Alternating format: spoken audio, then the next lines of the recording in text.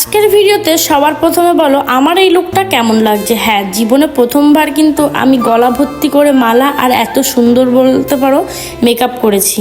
অনেকের মুখে শোনো আমাকে নাকি সাজলে একদমই ভালো লাগে না, সেই কারণে আমি কিন্তু একদমই সাজি না। তোমরা একটু বলো তো আমাকে কি সত্যি কি সাজলে ভালো লাগে না? প্রথম কথা দেখো, আমি সাজতে একদমই ভালোবাসি না, কিন্তু লোকের কথা শুনে কেমন জানি না আমার আরোই সাজতে ইচ্ছা করে না। তোমরা কিন্তু অবশ্যই কমেন্ট করে জানিও আমাকে কেমন লাগছে। দেখো, মে মাসের 3 তারিখে আমরা গেছিলাম এক দাদা আর দিদির বিয়ে বাড়িতে। হ্যাঁ, দাদা দিদি কিন্তু আমাদের ভীষণ ক্লোজ। ওই দাদা আর দিদির সঙ্গে আমাদের সম্পর্ক কিন্তু 1-2 দিনের নয়, হ্যাঁ 5 বছরের সম্পর্ক বলতে পারো। হ্যাঁ, কোন দাদা দিদির কথা বলছি তোমরা নিশ্চয়ই বুঝতেই পারছো। আজকে আমরা যার বিয়েতে গেছিলাম আমরা কিন্তু সেই দাদা দিদির কথাই বলছি। দেখো, এদের বিয়েটা নিয়ে ওরা যতটা না এক্সাইটেড ছিল, আমরা কিন্তু তার থেকে বেশি এক্সাইটেড ছিলাম। কারণ কি, আমরা জানতাম ওদের বিয়েতে আমরা অনেক মজা করতে পারবো। বিয়েবাড়ির খাবার দাবার খেয়ে মনে হচ্ছিল আমি একদিনেই যেন মোটা হয়ে যাব। অনেক কিছু খেয়েছিলাম পেট ভরে, আর স্টলে তো অনেক কিছুই ছিল। দেখো এইদিকে দেখো, ওদের কিন্তু বিয়ের মণ্ডপে পৌঁছে গেছিলো, আর এইটা কিন্তু ছিল আমাদের দাদা।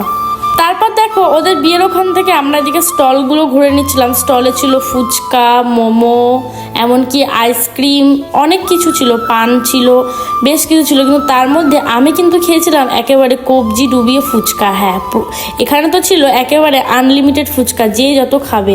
সত্যি কথা বলতে ফুচকা কিন্তু আমি খেতে ভীষণ ভালোবাসি। তো এখানে দেখো আমি পুরো কবজি ডুবিয়ে ফুচকা খেয়েছিলাম। আর অন্যদিকে কিন্তু আমার সঙ্গে ছিল দীপ। ও কিন্তু মানে স্টলের যত জিনিস ছিল কিন্তু সব কিছু ট্রাই করেছিল। আমরা দুজন মিলে কিন্তু ভীষণ এনজয় করেছিলাম। অনেকে অনেক রকম মন্তব্য করছে যে কোথায় গেছিলাম কি, তো তোমরা দেখো ব্লগের মাধ্যমে জানতেই পারবে কোথায় কি গেছিলাম না গেছিলাম। আরেকটা কথা তোমরা অবশ্যই জানিও, আমার আর দীপের ভিডিও তোমাদের কেমন লাগে তোমরা কিন্তু অবশ্যই জানিও। আর এই বিয়ে বাড়িটা পেয়েছিলাম কিন্তু বহু বছর পর। হ্যাঁ, এর আগেও বিয়ে বাড়ি পেয়েছি, তবে হয়তো সময়ের অভাবে যেতে পারিনি, কোনো কাজ পড়েছে, এই কারণেই কিন্তু যেতে পারিনি। আর ভিডিওটা তোমাদের কেমন লাগলো অবশ্যই কিন্তু শেষ পর্যন্ত কমেন্টে জানিও। আর একটা কথা তোমাদের সঙ্গে বলি, মানুষের সঙ্গে কিন্তু কখনোই স্বার্থ নিয়ে চলা বা স্বার্থ নিয়ে মেশাটা কিন্তু একদমই উচিত নয়। দেখো, এখনকার দিনে কিন্তু নিজের ভাইয়ের সঙ্গেও কারোর সম্পর্ক ভালো থাকে না। সেখানে দাঁড়িয়ে আমরা কিন্তু অচেনা মানুষ বলতে পারো। হ্যাঁ, একদিন হয়তো দাদিদেরকে আমরা চিনতেই পারতাম না বা জানতাম না। তাদের সঙ্গে কিন্তু আমাদের সম্পর্ক বলতে পারো 5টা বছরের। ওই যে তোমাদেরকে বললাম না, স্বার্থ নিয়ে মেশা বা স্বার্থ নিয়ে চলা কিন্তু উচিত নয়।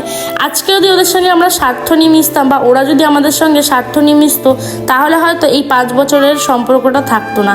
তো যাই হোক, সব থেকে বেশি খুশি আমরা ছিলাম যে ওদের এত বছরের ভালোবাসা পূর্ণতা পেল। এটা ভেবেই কিন্তু ভীষণ ভালো লাগছিল। আমরা বিয়েতে এতটাই এনজয় করেছিলাম যে সবার শেষ ব্যাচে আমরা খেতে এসেছিলাম। হ্যাঁ, মোটামুটি এখানে সবার খাওয়া দাওয়া হয়ে গেছিল। আর